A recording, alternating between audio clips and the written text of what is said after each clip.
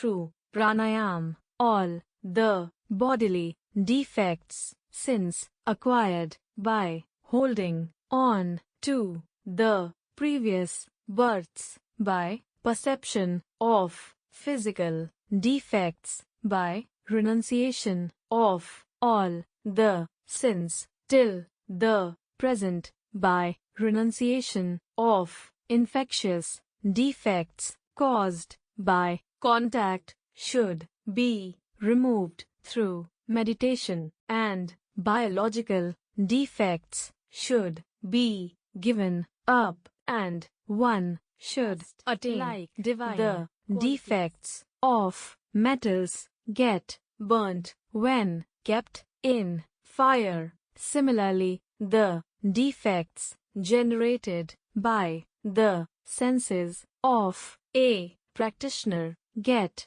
burnt through pranayam, just like one hand is pressed by the other hand. Similarly, with the help of pure intellect, one should purify the mind and consciousness, calm the vices, addictions with one's pure feelings, and make mind and intellect extremely pure. Very much bhavishya puran.